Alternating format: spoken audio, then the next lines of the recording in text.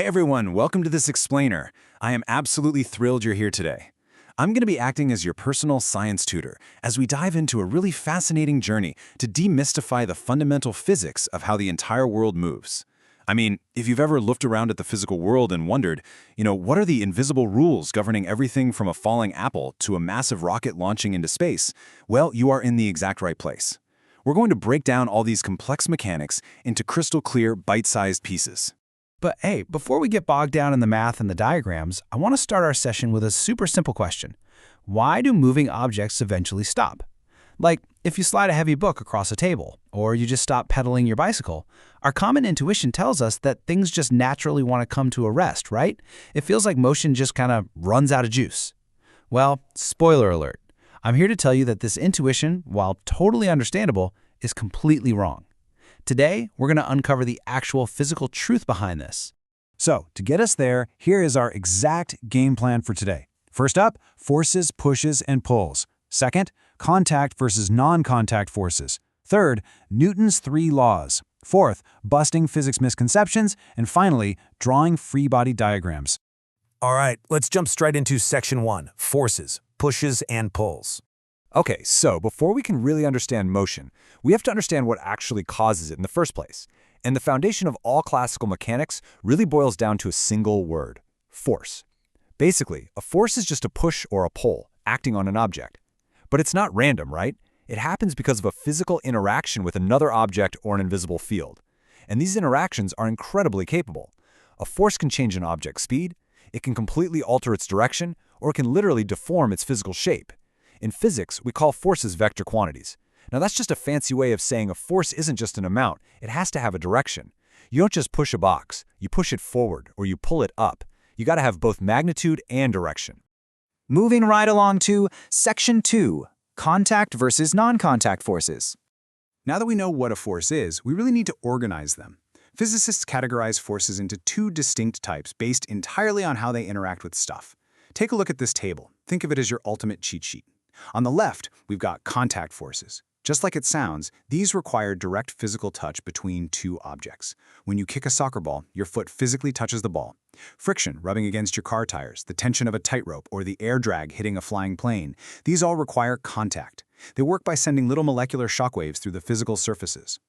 But then, on the right side, we have non-contact forces. These are kind of spooky because they act over a distance via an invisible field. They don't need to physically touch you to affect you. Gravity pulling you down to Earth, magnetic forces, electrostatic forces, these act simultaneously on every single particle inside an object, totally bypassing the need for physical contact. And honestly, what's really amazing about this concept is seeing it in action. Just look at that little levitating cube right there. It's literally defying gravity. Gravity is a non-contact force trying to pull it down, but it's being beaten by a magnetic force, another non-contact force, pushing it upward. There are absolutely no strings, no hidden supports here. It's just invisible force fields interacting over a distance, completely dictating what that cube does. All right, let's hit Section 3, Newton's 3 laws. So we know what forces are, but what are the actual rules for how they make things move? Well, back in 1687, a brilliant guy named Sir Isaac Newton published this revolutionary book called the Principia. Before Newton, people relied on some pretty flawed ideas from Aristotle. But Newton? He completely overturned all that and gave us the 3 laws of motion, essentially our ultimate cheat sheet to reality. Let's start with Newton's first law, also known as the law of inertia. It states that an object remains at rest or in uniform motion in a straight line unless it's acted upon by a net external force. Basically, an object's state of motion simply cannot change unless an unbalanced force messes with it. If a rock is sitting there, it's going to keep sitting there. If it's flying through the vacuum of deep space, it's going to keep flying in that exact same direction forever, unless something interferes. To make this super concrete, let's do a rapid-fire round of everyday examples. Why do cars have airbags? Inertia. When a car crashes and stops on a dime, your body, which is an object in motion, wants to stay in motion. The airbag is the external force that physically stops you. Or think about riding a skateboard.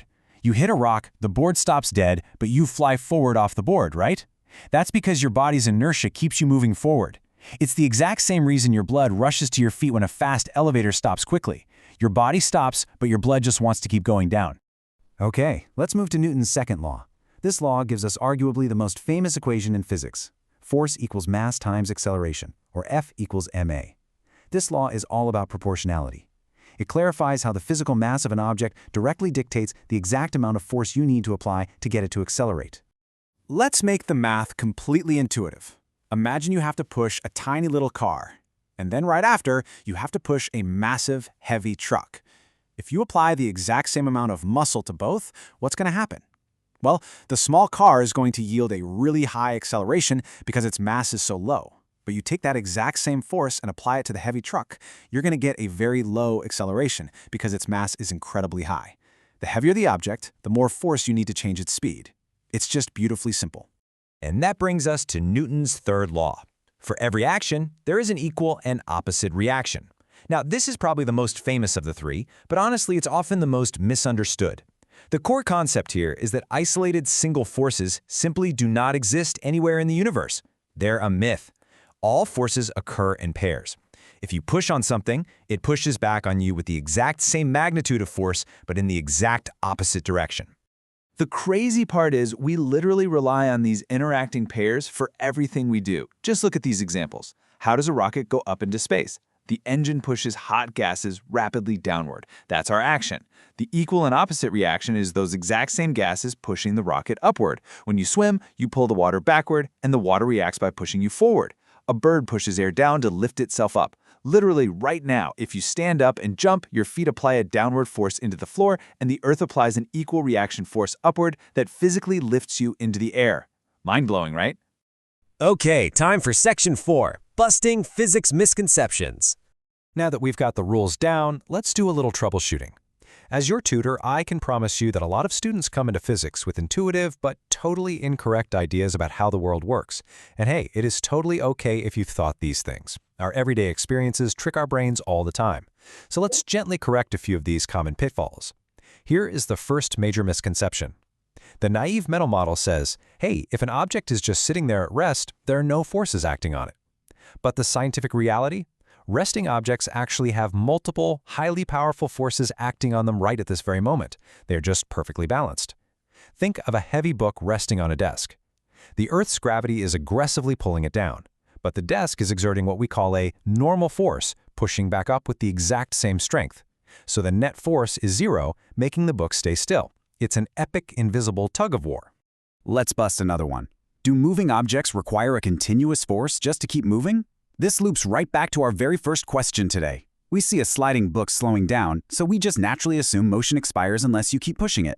But remember Newton's first law. Motion doesn't require a continuous push. Forces are only needed to change motion. The real reason that sliding book stops is because invisible culprits, specifically the contact forces of surface friction and air drag, are actively working against it to slow it down. If you chuck that exact same book into the vacuum of space where there's zero friction and zero air drag, it would travel forever without you ever needing to push it again. Oh, and here is a huge warning for your next exam. Mass is not the same thing as weight. I see students mix this up all the time. Mass is the actual amount of stuff in an object, measured in kilograms. Your mass is exactly the same whether you're standing on Earth, bouncing on the moon, or floating in deep space. But weight? Weight is actually a force. It's the force of gravity acting on that mass. And because it's a force, it's measured in newtons.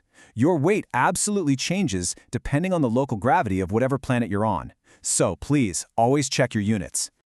Finally, we've made it to Section 5, Drawing Free Body Diagrams. All right, it's time to put all this theory into practice. I'm metaphorically pulling out the whiteboard right now. To actually solve physics problems, we need a reliable way to visualize all these different forces acting on a single object. To do that, physicists use something called free body diagrams, or FBDs. Now, there are very strict step-by-step rules for drawing an FBD, and I promise if you follow them, you'll basically never get a problem wrong. Step 1, isolate the object. Just draw a simple dot or a box. Completely ignore the environment. No tables, no floors, no air. Step 2, draw only direct external force vectors acting on the object. Never put velocity or acceleration arrows here. Step 3, point all your arrows outward, starting right from the center of the dot. Step 4, scale the length of those arrows proportionally. A stronger force gets a longer arrow. And step 5, label everything explicitly with standardized symbols, like Fg for the force of gravity or Fn for the normal force.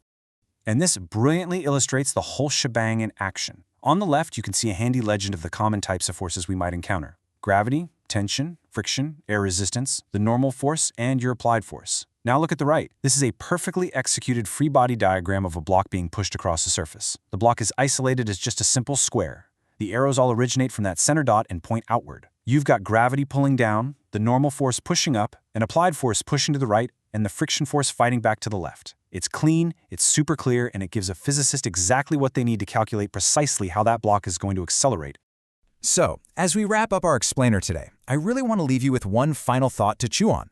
As you sit there watching this, you probably feel like you're completely at rest, right? Like nothing is happening. But what invisible forces are acting on you right at this very moment?